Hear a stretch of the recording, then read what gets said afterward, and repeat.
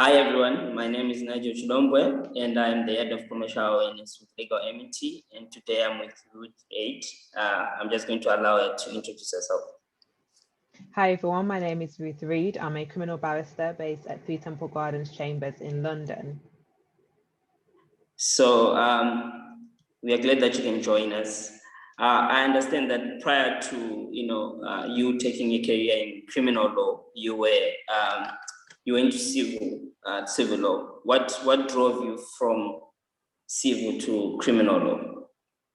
And when I undertook work in civil law, it was a lot of pro bono experience. So I undertook work through Radical, which was an employment pro bono initiative in Birmingham.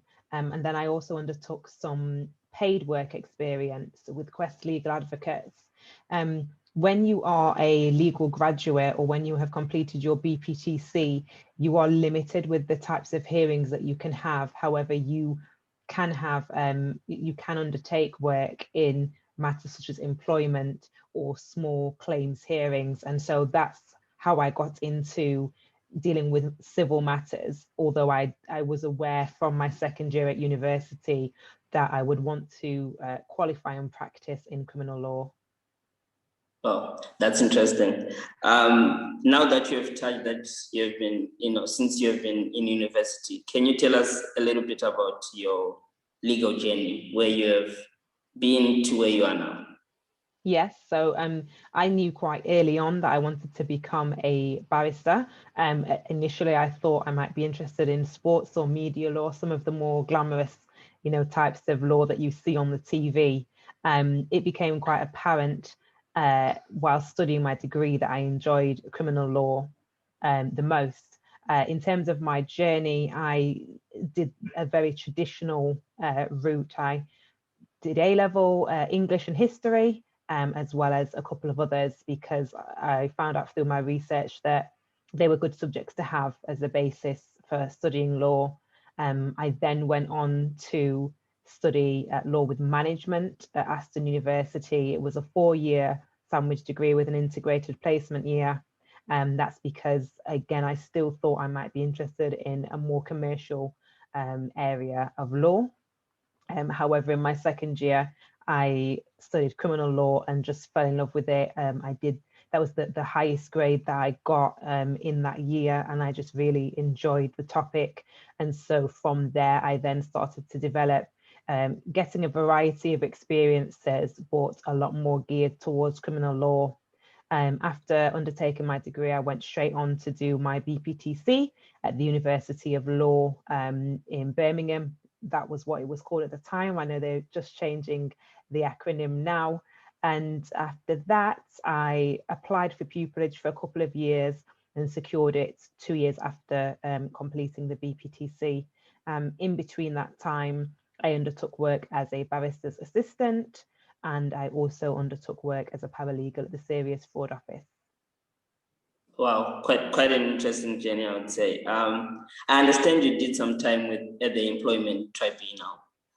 Can you tell us a bit about that? How did you find the experience, and how did you come to be there? So it was undertaking cases through Radical, and so I attended a couple of hearings pro bono for people with employment disputes. There was a couple that settled before getting to the tribunal, and then I dealt with some other hearings actually at the tribunal, dealing with constructive unfair dismissal or deductions from wages that were improperly taken. Well, I also, looking at your profile, I found out that you founded Cake Counsel. Maybe you might want to tell us a little bit about what's the idea behind Cake Counsel, and how did it come to be? Yes, through Cake Counsel, I have sought to listen to other people's experiences, but also work and based upon my own experiences.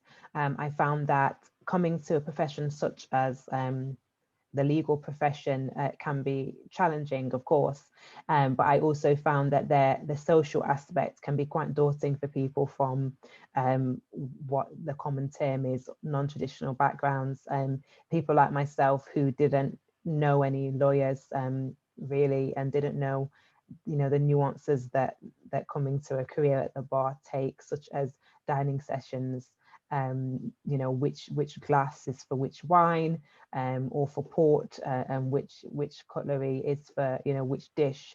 And so I wanted to kind of provide a space for aspiring lawyers that would be a little bit more informal, where aspiring lawyers could meet with practitioners and just get some quality time and advice on a more personal level, without feeling quite overwhelmed, because it can be very, very daunting, as well as it's exciting to come to the Inns of Court, for example, or to go to these large open days at commercial firms. It can also be very daunting for people who aren't used to mixing in such circles or at such events. So Cake Counsel really focuses upon networking amongst peers, as well as connecting practitioners, and especially for people who haven't had many such experiences. And we have a huge emphasis on promoting diversity and inclusion within the legal sphere.